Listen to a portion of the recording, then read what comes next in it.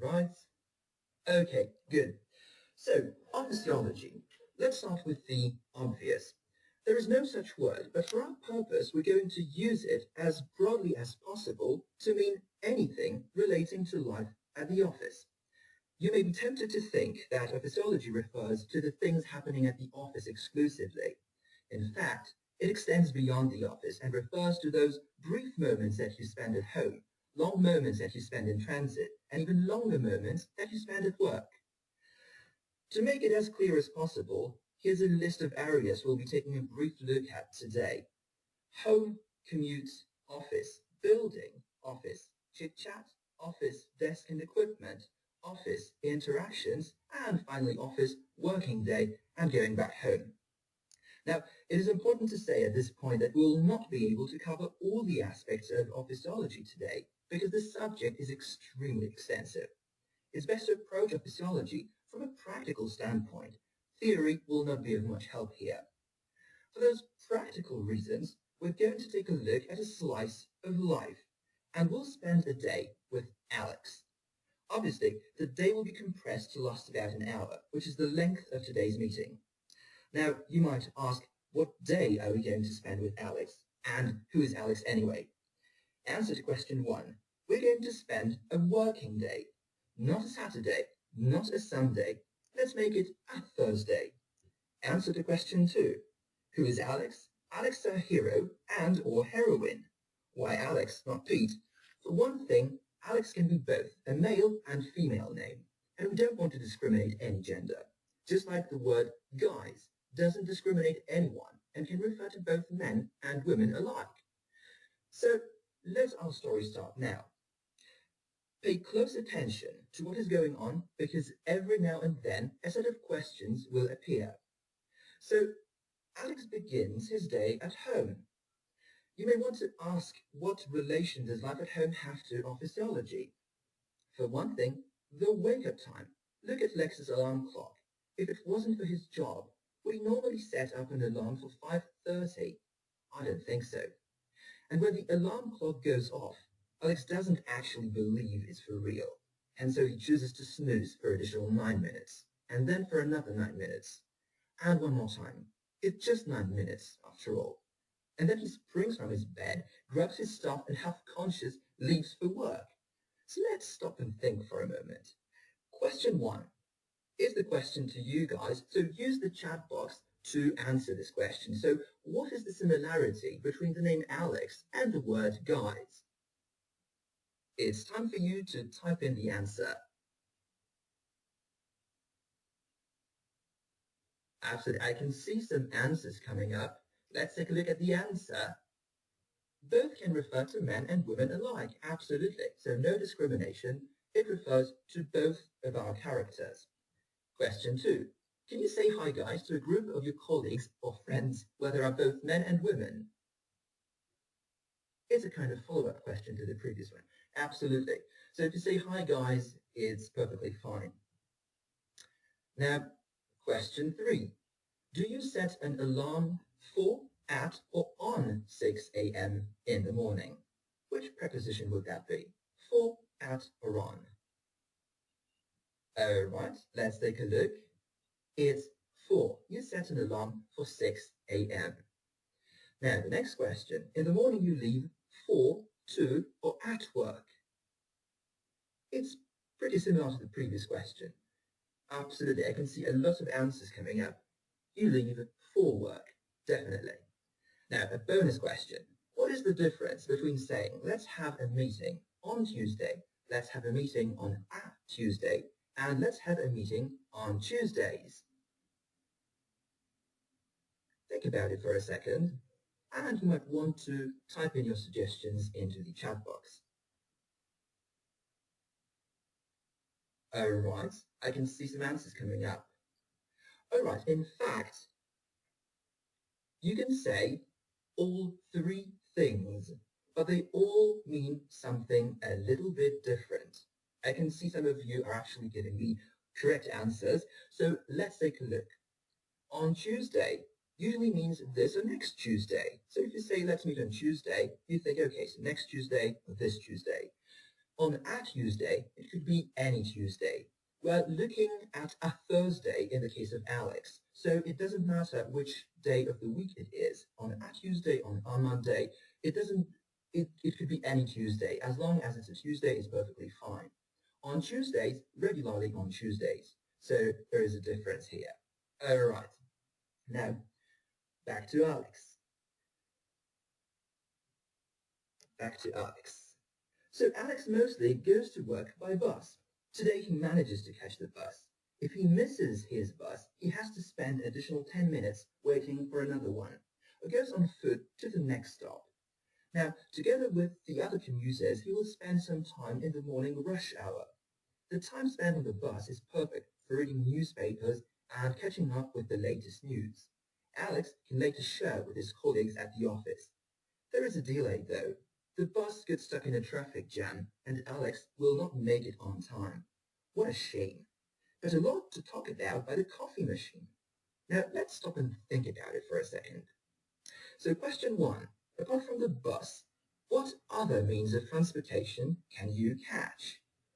And again, I'm waiting for your answers. Tram. I see somebody said tram. Subway. Absolutely. Taxi. Plane. I can see a lot of answers coming up. Now, let's just take a look at this. Just about any. It could refer to planes, trains, ferries, and even space shuttles, possibly in the future. Let's take a look at question 2. You can go to work, bus or train. Something is missing here. However, it's healthier to go to work. How? Alright. I see again a lot of answers coming up. I'll give you some more time because I see really a lot of answers and all of them good. Alright, you got it right. You can go to work by bus or train, but when you decide to walk, you actually go on foot. Now, question 3. If you something the bus or deadline, it means you cannot something it on time. What is missing here? What has to happen to the bus or deadline so that you cannot on time? Right, I see again a lot of answers coming up. I see you're really listening attentively to the entire story because most of your answers are spot on. So let's take a look at the answer. If you miss the bus or deadline, it means you cannot make it on time. Absolutely. Let's move on to question 4. Where can you get stuck during rush hours? And again, I'm waiting for your suggestions. Okay. Again, a lot of answers coming up. Fantastic. Alright, I see a lot of suggestions, really. You mentioned traffic. You mentioned traffic jams. And in a traffic jam, for example, but obviously there are lots of other places. Some of you say elevators, for example, which is also true. Okay. Now question 5. When you commute, you can read newspapers to up with the latest news. What can you do? Alright, again, I see a lot of answers coming up. And all of them good answers. Almost all of them good answers. Alright. Let's take a look at the correct version here. When you commute, you can read newspapers to catch up with the latest news. Alright. So, back to Alex. Alex has finally made it to the office. There are several obstacles on the way to his desk though. The first one is at the very entrance to the building. The revolving door seems to have jammed. It won't budge. Alex didn't expect that. There seems to be a fire evacuation rehearsal going on. His floor is being evacuated. He'll just kill time and do nothing, or maybe while away the time and spend it in an enjoyable manner, for example, reading a book or a magazine. When finally the building is accessible again, Alex has to take the stairs because the lift, or elevator as the Americans call it, is out of order. The notice on the lift door says, "Maintenance in progress." So let's leave Alex for some time as he's climbing the stairs. And let's take a look at some more questions. So if you say, I can't make it to the meeting, do you mean I'm not interested in the meeting, I cannot come to the meeting, I cannot prepare the meeting? Which answer do you think is the right one? All right. Again, I can see a lot of good answers coming up. Kind of like the instant I ask you the question, the answers appear, and a lot of them. Let's take a look which one is correct. I cannot come to the meeting. I cannot make it to the meeting. I cannot come to the meeting. Question 2. The door which goes round is called revolting door, revolving door, or repulsive door? Okay, again, I see a lot of answers coming up. Fantastic. Oh, right, I see all of you are really listening attentively to this. So, the right answer is revolving door. Now, you might want to ask what revolting and repulsive, those two words, what they mean. I mean, actually, they refer to things which are horrible, revolting and repulsive, so they have nothing to do with doors at all. I mean, you know, when a door looks terrible, you might say that's revolting or repulsive. But when it goes round, it's definitely revolving. Okay, question 3. Oh yeah, this is a very nice suggestion, just like a revolver, a gun. Now, question 3. When you're sitting in front of your computer because you have nothing else to do, are you killing time or whiling away the time? Take a good look at this question. You have nothing else to do and just sitting. So, are you killing time or whiling away the time? Alright, I see again a lot of answers coming up. Let's take a look at the correct answer. If you have nothing else to do and you're staring blankly into your computer screen, you're killing time. Whiling away the time is used to mean that you are spending your time in an enjoyable way. Okay, and question 4. If the lift or coffee maker, your computer for example, is not working, you can say it is out of what? Alright, a lot of answers coming up.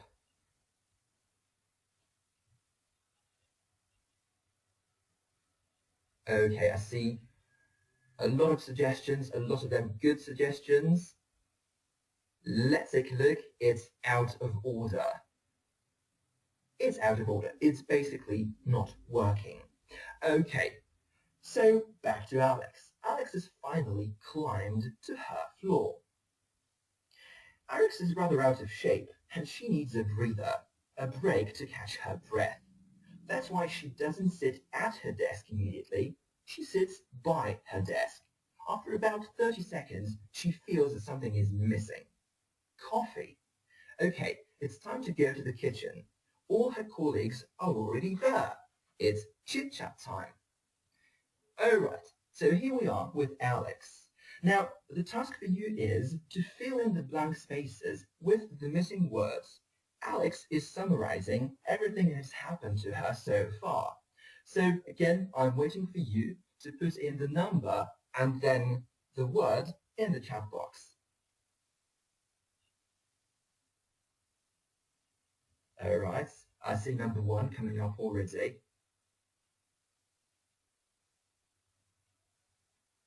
Okay, a lot of suggestions. Fantastic.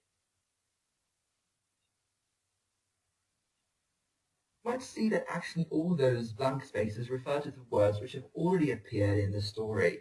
So if you're listening attentively to what was going on, you should have no problems with finding the right answers.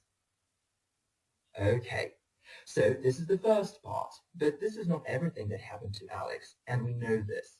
So how about moving on a bit? Here's the second part of Alex's story. So again, the task is exactly the same. Just put the number, and next to the number, put the word.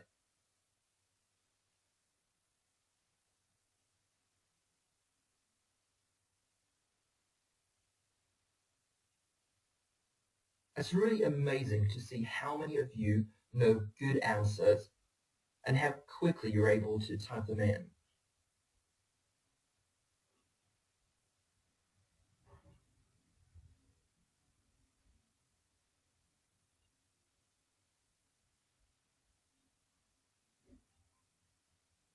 Now, if you forgot something, don't get angry with yourselves because in a moment we're going to see what the correct answers are.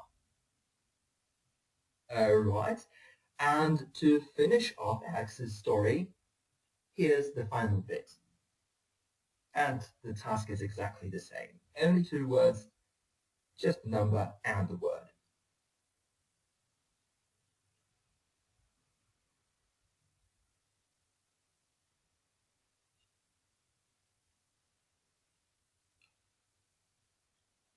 Alright, so let's see what it really looks like.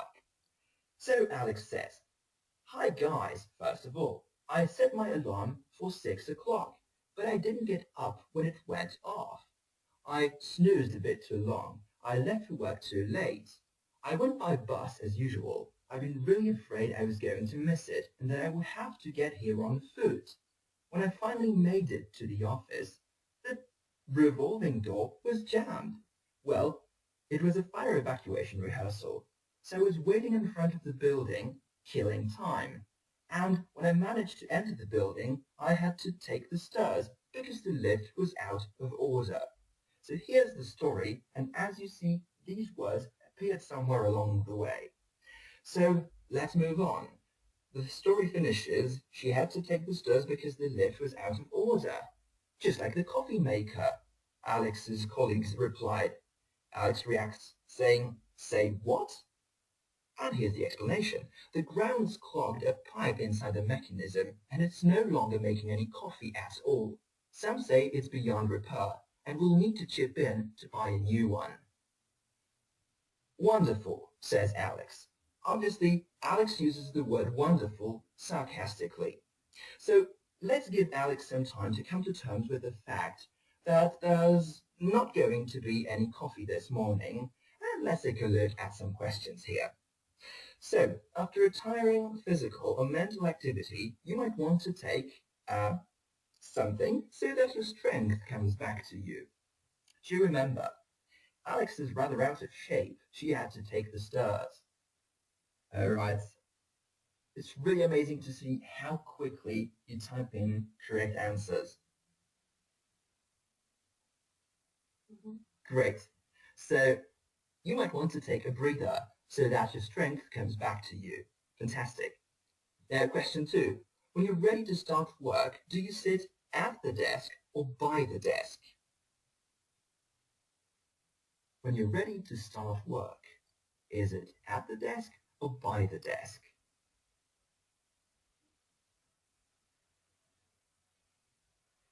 Alright, again, I see a lot of good answers coming up. In a second, I will reveal what the actual answer to this is. Okay, let's take a look. When you're ready to start work, you sit at the desk. The difference between sitting at the desk and sitting by the desk is that when you sit at the desk, you're actually ready to start work. By the desk refers to the position of the desk. So literally, the desk is next to you, and you don't necessarily have to use the desk. Okay, question 3. What do you call a friendly conversation about things which are not very important? Friendly conversation about things which are not very important. Alright, again, I see a lot of answers coming up.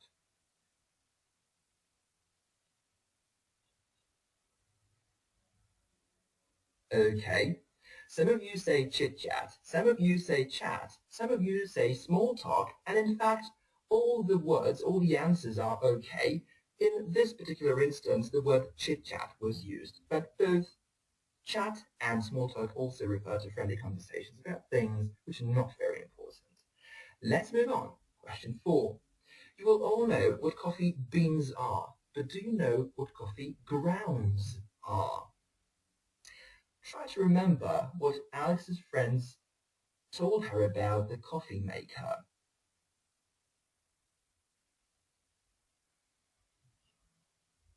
Coffee beans versus coffee grounds. This one might be tricky.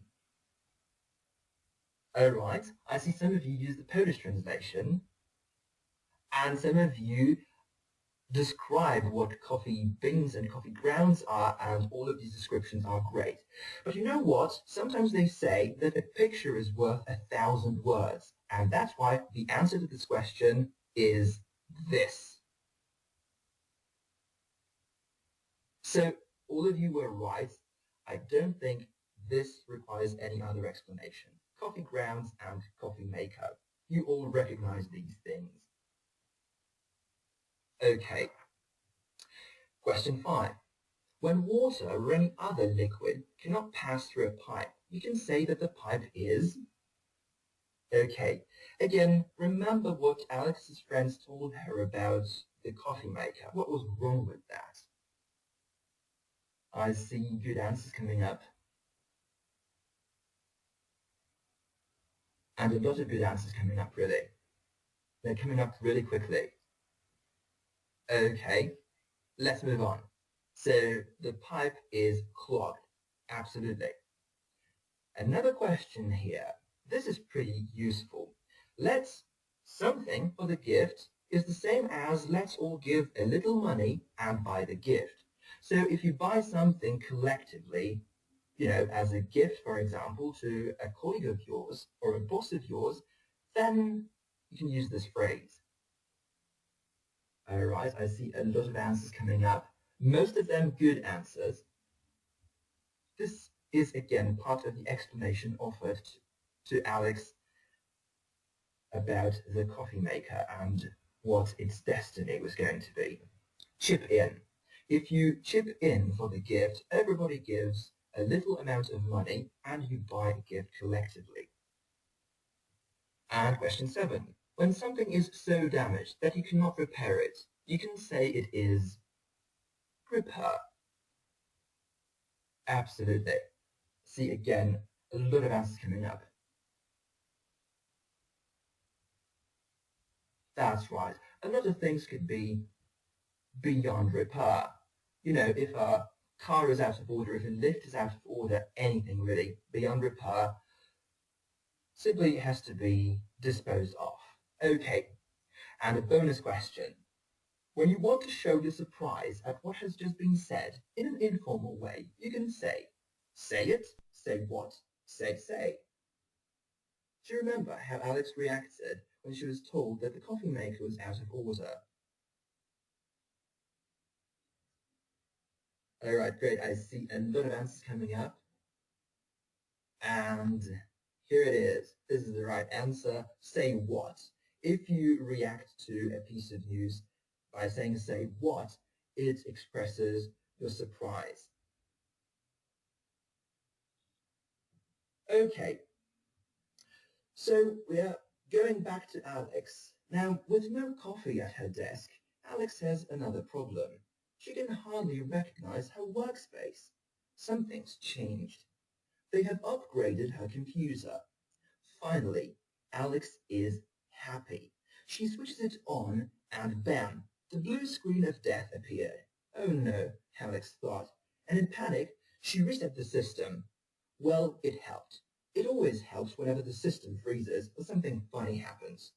Now, there's a message that there are 111 updates pending, and the downloads will be ready in 50 minutes.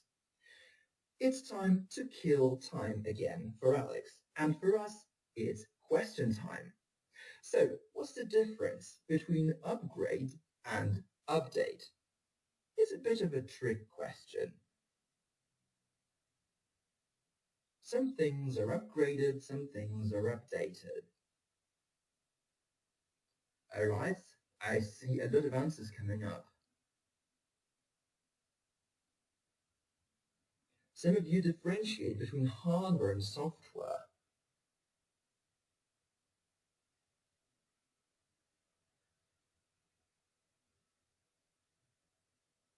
All right, so let's take a look at what the answer is. So the answer is a kind of example. So upgrade is when you switch from Windows 95 to Windows 8. Update is when you already have Windows 8 and you install Windows 8.1 and all the latest drivers. So upgrade is an entirely new version of something, whereas update is the latest version of something. Now, upgrade is very often used with hardware as well, because in fact, you put a new piece of hardware into your machine, so it's not like you add a new bit to your graphics card, you change your graphics card and you put in an entirely new one. So upgrade is also most often used with computer hardware. Okay, now, question 2. If you don't know what's the matter with your equipment, you can say that something happened. Something what? Absolutely. That's a very useful phrase. I mean, sometimes it's really difficult to name what happened, and then you might say something funny happened, which just means that, something went wrong, but you don't know exactly what the thing was. Okay, so now question 3. My computer, and use this word in the correct form. Freeze twice yesterday. Okay, again, I see a lot of answers coming up. And most of them good answers. So how about taking a look what the correct answer is? My computer, and the past simple of freeze is froze. So my computer froze twice yesterday. Now there is a very useful bit of information. Just remember that when you buy frozen lunch, you defrost it. You do not defreeze it. In fact, the word defreeze does not really exist. So defrost. You can check the dial in the microwave oven to see that there is this defrost option, which you might want to choose if you want to defrost your frozen lunch. Okay, now question 4. Where can you see the blue screen of death? This is again a bit of a trick question. What has to happen so that you see the blue screen of death?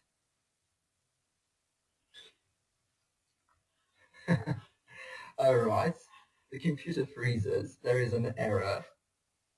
Alright, now take a look at the answer.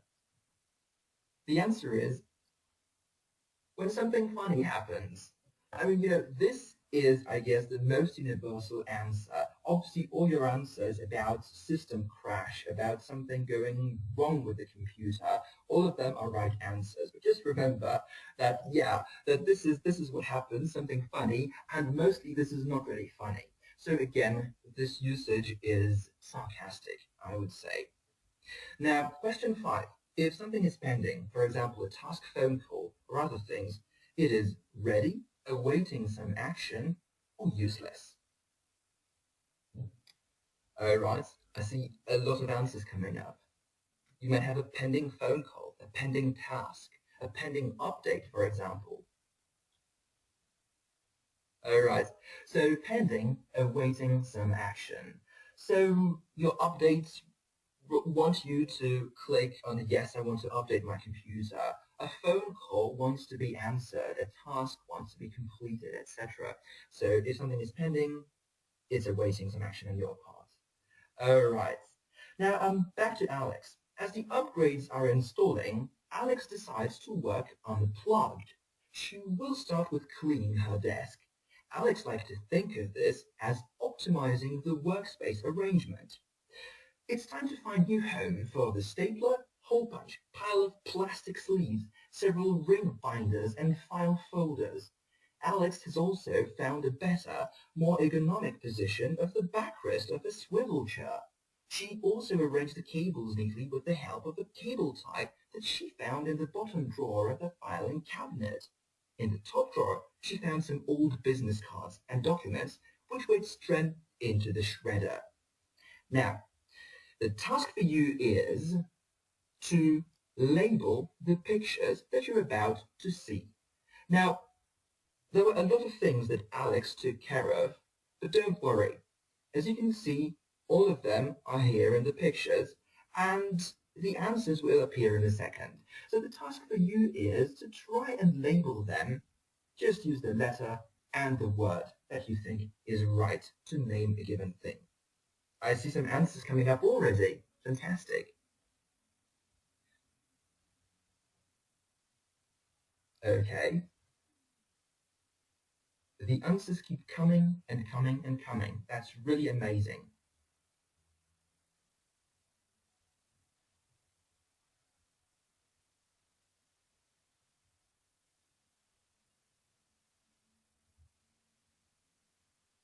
All right.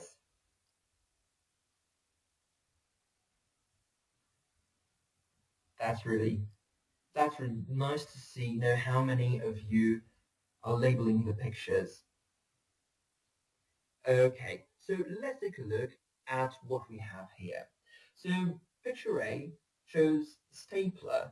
Now the next thing is a ring binder, and obviously you can only see a part of a ring binder because it's the entire thingy in which you put documents. And then you have hole punch, and then you have swivel chart, and then you have filing cabinet with a lot of drawers in it, and then you have cable ties. Now see, when it comes to cable ties, there are a lot of names to refer to this little thingy. Cable tie seems to be one of the most universal terms. Now the next thing is a file folder, and finally you have some plastic sleeves, which you might put into a ring binder. Oh right, so let's move on then. This is a bonus question. Now, what is this? What do you think this is? Guess that's something that's present in each and every office. Okay.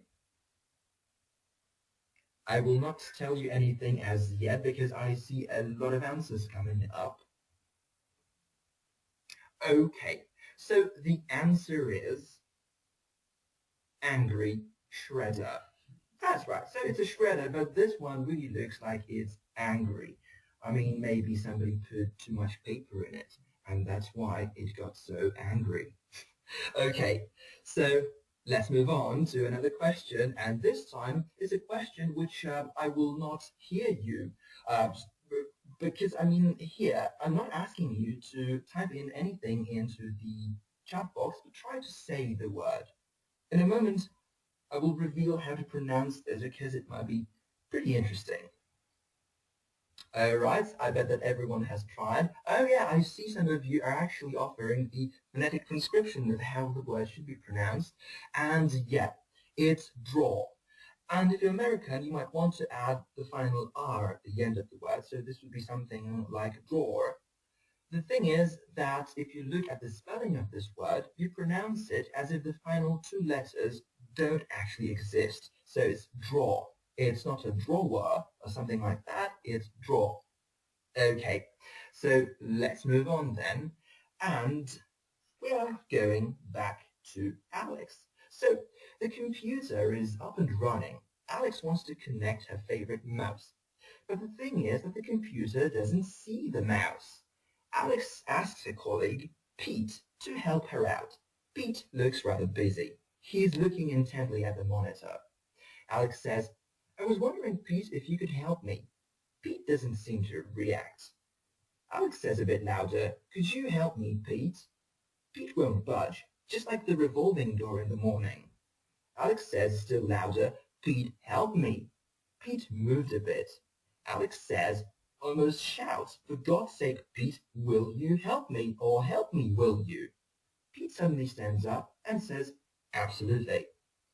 They're trying to unplug the mouse and then plug it back into the USB port. It usually works, but not today. Time to ask the IT support guys to lend a hand. And as they're trying to get through to the IT department, let's look at some questions. Right. So question 1, when a piece of equipment, or anything else for that matter, is working properly, you can say it's something and running. Alright, I see a lot of answers coming up instantly. Let's have a look at what the right answer is. And there we go. It's up and running. Now, question 2.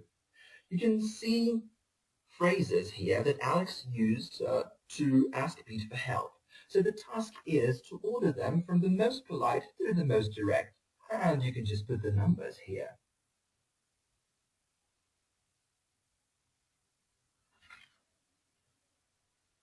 Alright.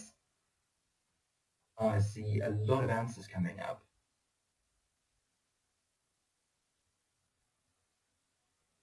Great. So how about taking a look at what the correct order is? I was wondering if you could help me, Ron. Could you help me, Ron? Ron, help me. For God's sake, Ron, help me, will you? Okay, so let's move on to question 3. Now, if something or someone will not budge, you mean that the thing or the person doesn't move at all, or doesn't want to move at all, doesn't like budgerigars, or doesn't hear you. Take a look at this phrase, will not budge. Now, for those of you who don't know what budgerigars are, there's a picture of a budgerigar right next to the options. Right. I see a lot of answers coming up. Now, this may be a bit surprising because the correct answer is that someone or something doesn't want to move at all or doesn't move at all. Remember how Alex reacted when he or she saw the revolving door not really moving. If something is not moving, it could be any type of door, it could be a drawer, for example, you would say it won't budge.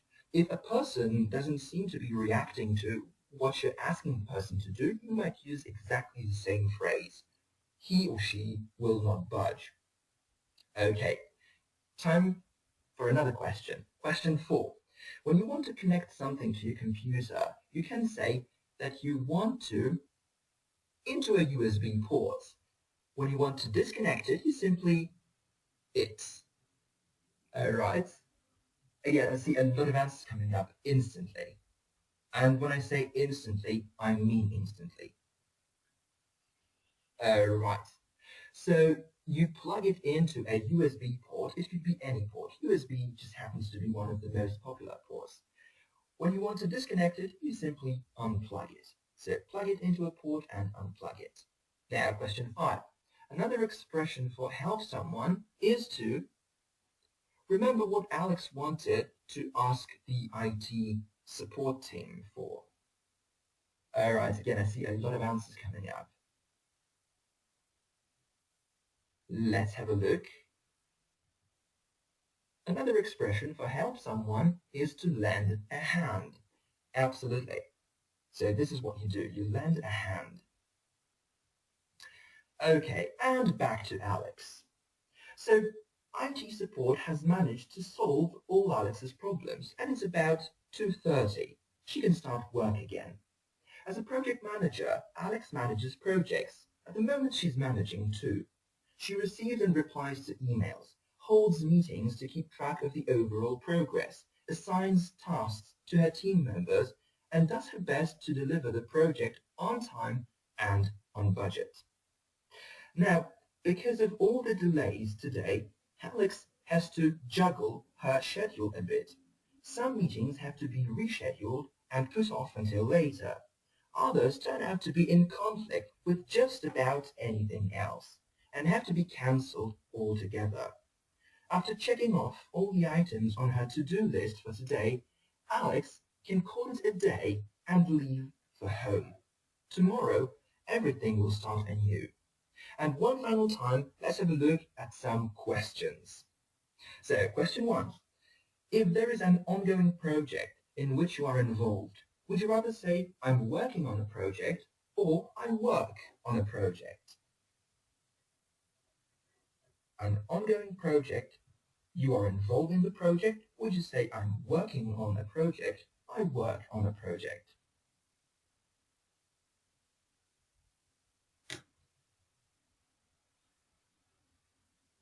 Right. I see a lot of you actually have chosen the right answer. Now, the right answer in this particular case would be I'm working on a project. It's the difference between the present continuous tense and the present simple tense. Present continuous refers to the thing happening at the moment or around the moment of speaking. So if you're actually involved in an ongoing project, you are much more likely to say I'm working on a project. If you say I work on a project, what you're actually saying is that this is something that you do on a regular basis. And in fact, you don't have to be involved in any project at the moment. So let's move on to question 2. When you delegate John to perform a task, You assist John with a task, assign John to a task, or attract John to a task. All right, I see that all of you actually have chosen the correct answer, so I will not keep it secret for much longer. Here's the answer. You assign John to a task. Absolutely. This is what you do. Okay, and question 3. When you complete a project by the deadline and don't spend too much money on it, you do what? The project, time, and budget. Okay, I see answers coming up. Fantastic. I see a lot of good answers coming up, like the instant the question appeared. Okay, so again, this is the answer. You deliver the project on time and on budget. In this case, it's on and on used twice. All right, and now question 4. When you have to rearrange your schedule, you can say that you have to the schedule. What do you do with it? All right.